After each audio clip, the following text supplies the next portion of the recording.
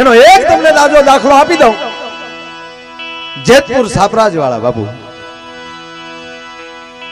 વીરવર પુરુષ હવા પર દી ચડે ત્યાં સુધીમાં જેટલા કચેરીમાં કોઈ કવિઓ બેઠા હોય, સંતો બેઠા હોય અને એમ કહેવાય મોઢે માંગ્યું દાન આપે, જ્યારે જ્યારે સાપરાજ ને પોરાના પલા છૂટે ને મોઢામાં શબ્દ છૂટી જાય, માગ લો કવિ. બાપુ જે માગે આપે. અરે સાપરાજ ના તો બાપુ એવા દાખલા છે, મર્યા પછી દાન આપ્યું છે. હે કેવો હશે સાપરાજ વાળા? ઈશ્વરદાસજી હિંગળાજ પરખવા માટે હિંગળાજની જાત્રાએ નીકળ્યા અને સાપરાજ વાળાએ કીધું કવિરાજ માગી લ્યો. કે પણ બાપા હું તો જાઉં છું હાલીને, મારે જાત્રાએ જાઉં, મારે શું જોવે? અને ત્યારે સાપરાજ વાળા એટલું બોલ્યા હતા, ઈશ્વરદાસ મારી જેવો દાતાર નહીં મળે. અને ત્યારે સામે ઈશ્વરદાસ એટલું બોલ્યા હતા, સાપરાજ મારી જેવો ચારણેય તને નહીં મળે. ભલા માણસ શું વાતો કરે છે તું? કે નહીં, હવે મારે આપવું છે, મારે તમને અશ્વ આપવો છે, ઘોડો આપવો છે. પછી બહુ જીદ કરી એટલે ચારણ પોતે સંત કવિ હતા,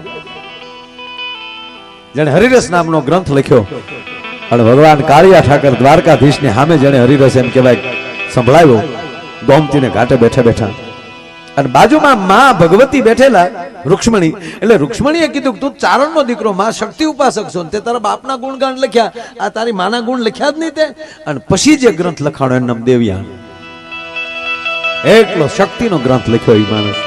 પણ ઈ જયારે નીકળ્યા વાત, હું મૂળ વાત ઉપર આવું અને ત્યારે કીધું કે સાપરાજ વાળા જો તમે મને અશ્વ દેતા હો, ઘોડો દાનમાં દેતા હો તો અત્યારે નહીં બાપા, અત્યારે મારે હાલીને જવું છે, વળતા આવું ત્યારે તમારો અશ્વ લેતો જાય. હિંગળાજમાં ભગવતીના દર્શન કરી અને હું પાછો ફરું ત્યારે હું આ અશ્વ લેતા જાય.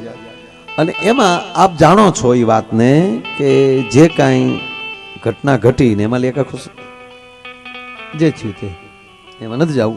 પણ સાપરાજ બાપુ એમાં મરાણા, યુદ્ધમાં કાયમ આવી ગયા. અને યુદ્ધમાં કામ આવી ગયા પછી 1.5 મહિનો 1.5 મહિનો થઈ ગયેલો અને ઈશ્વરદાસજી જાત્રા કરીને પાછા આવ્યા, જોયું જેતપુર આવે છે એટલે સમાચાર મળ્યા કે કવિરાજ સાપરાજ વાળા તો વીરગતિને પામ્યા છે. તે આ દેશનો ચારણ એટલો બોલ્યો તો છત્રીનો દીકરો બોલ્યો ફરે નહીં. મને કહીને ગયો છે, હું અહીંથી નીકળ્યો ત્યારે કહીને ગયો કે હું વળતા આવું ત્યારે ઘોડો આપો. પણ બાપુ 2 ઘોડા આપી, એક નહીં. પણ હવે સાપરાજ નથી. ક્ષત્રિયનો દીકરો જો બોલ્યો જ હોય તો જ્યાં સુધી ઈ હાથો હાથ મને ન આપે ત્યાં સુધી હું ઘોડો લઉં નહીં. હું ઈશ્વરદાસ જો અને સાહેબ પૂજા ચરણે ઓરડેલી ભગવાન ભાસ્કર એક ચંદ્રીય રથ લઈને નવખાન ધરતીને ઉજાડવા માટે નીકળ્યા. અને જ્યારે ઈશ્વરદાસજીના મોઢામાંથી શબ્દ નીકળ્યા, હે ભાસ્કર, હે સૂર્યનારાયણ, ચારણોના સત નહીં રહે. અને તેથી અગ્નિના ગોળામાંથી એક ગોળો વછૂટ્યો અને એમાંથી સાપરાજ પોતે એમ કહેવાય ધરતી ઉપર આવે છે અને કવિરાજને હાથ હાથ ઘોડો દઈ અને સાહેબ આ નીકળી જાય છે. આ સત્ય ઘટના એની વાત કરું છું. માં કેવી હોય એમાં એક ચારણ આવે છે બાપુ. મારે વાત આ કરવી થયા તો વચ્ચે પછી મેં ઈશ્વરદાસજીની વાત, એક દાનની વાત આવે એટલે કહી દીધી. સાપરાજની કચેરીમાં બેઠા છે, સાપરાજની કચેરીમાં બેઠા પછી સાપરાજના મોઢામાંથી શબ્દ નીકળ્યા, કવિરાજ માગી લ્યો. તાકે માગું આપશો? કે હા. બોલ્યા બદલશો નહીં ને? કે ના, બોલવા બદલવાનું આવતું નથી. કે હું માગું આપો? અરે કે મારા પ્રાણ માગી લ્યો તો આપી દઉં, એથી તો બીજું મારે શું કિંમતી હોય? મારું રાજ આપી દઉં તો? તાકે રાજને પ્રાણ દેવા હેલા છે, હું માગું દેવું અઘરું છે. તાકે તો કવિરાજ મારી પાસે હોય માગજો, ના નહીં પાડું. આ સત્ય ઘટનાનો પ્રસંગ.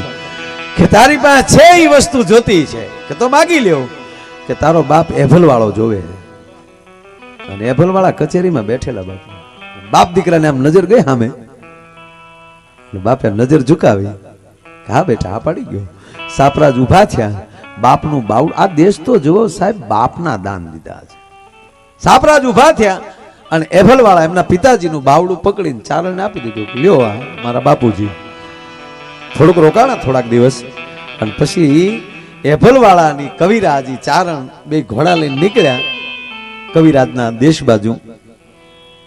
રસ્તે ઘોડા લઈને જતા થાય એમાં એક વાવ આવી, વાવને કાંઠે વડલો છે, વડલે ઘોડા બાંધ્યા, વાવની અંદર ઉતર્યા, પાણી પીધા, ખરલમાં થોડુંક પાણી લીધું, એમાં થોડોક કહુંબો ગળ્યો અને બે હામ એમ કહેવાય કે વડલા ને સાંઈ બેઠા બેઠા બાપુ અંજળિયું લેતા હતા.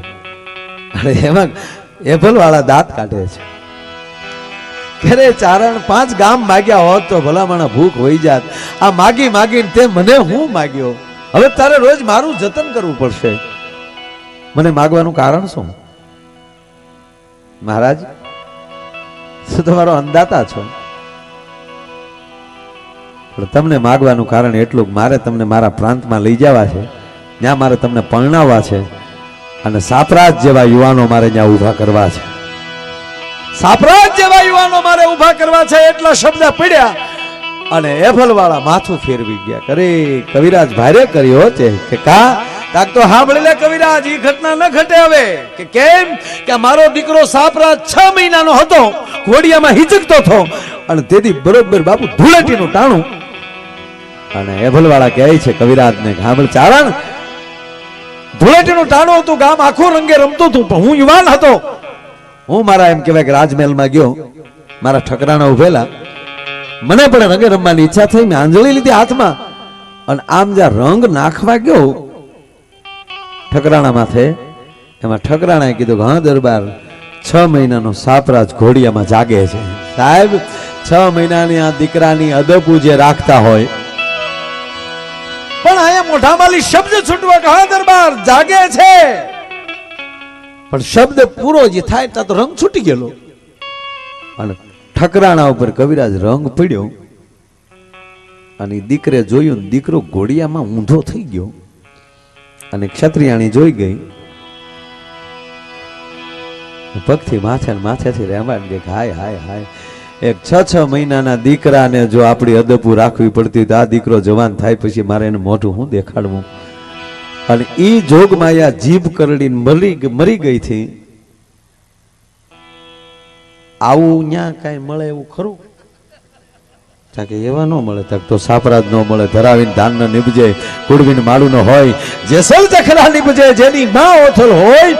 એમ હમણાં જ આયા બારોડ દેવે કીધું કે જનેતા પાસે જ કઈ વાટ રાખી છે કે હે જનેતા, જનની જણી તો ભગત જણ જે, કાં દાતાર કાં સૂર, નહીતર રેજે વાંચણી મત ગુમાય. માને ઠપકો દીધા, બાપુજીને કીધું જ નથી કાંઈ.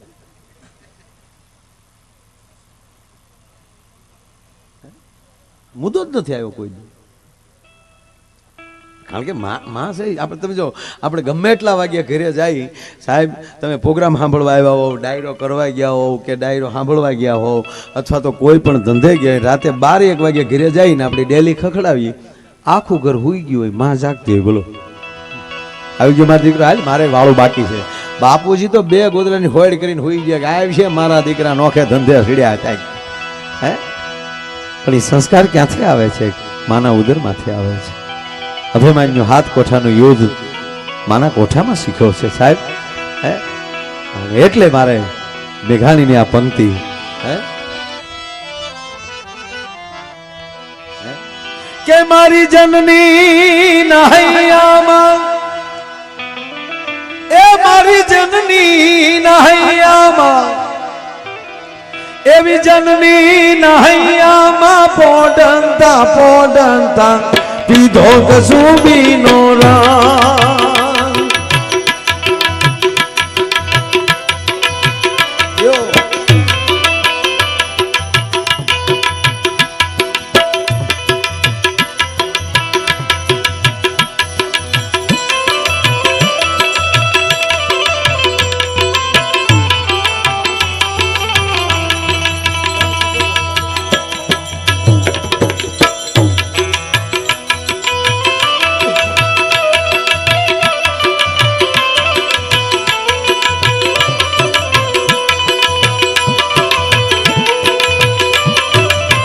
જયમત દવેને વિનંતી કરું કસુમીના રંગમાં સાથ આપે.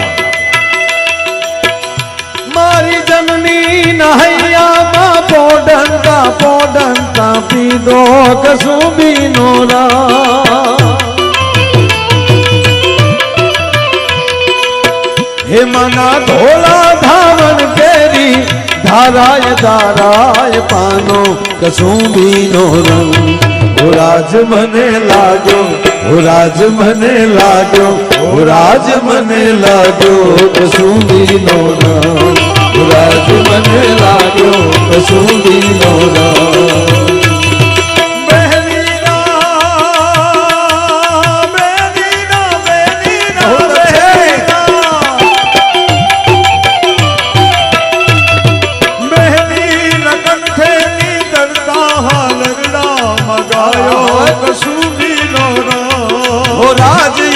ગાયો કસુંબીનો રામ. ભીષણ રાત્રિ કેરી પહાડો નિતાળો માં ગુંજ્યો કસુંબીનો રામ.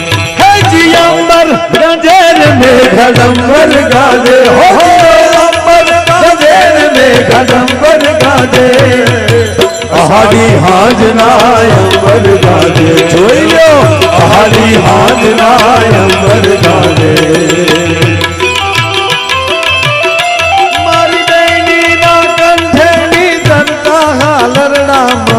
ઘોડ્યો કસુંબીનો રામ, રાજ્ય મેં ઘોડ્યો કસુંબીનો રામ. આવી ભીષણ રાત્રિ કેરી, ભીષણ રાત્રિ કેરી પહાડો નિકાળો માં ગુંજ્યો કસુંબીનો રામ. રાજ મને લાગ્યો, રાજ મને લાગ્યો, રાજ મને લાગ્યો કસુંબીનો રામ, રાજ મને લાગ્યો કસુંબીનો રામ.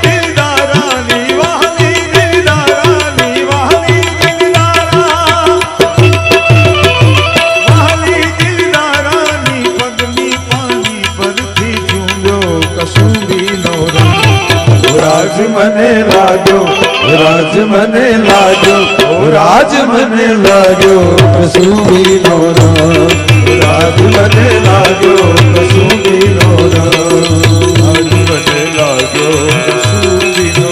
આવજો.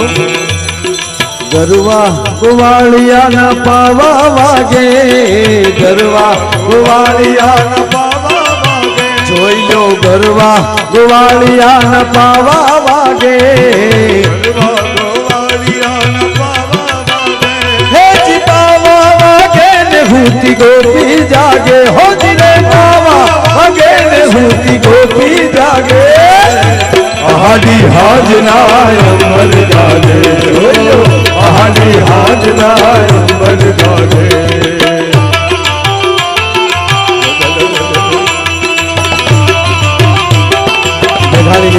પંકી બાબુ મને બહુ ગમે છે.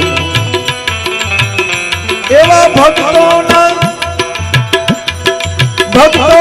તંબુરથી ટપકેલો મસ્તી ભરતા કયો કસુંબીનો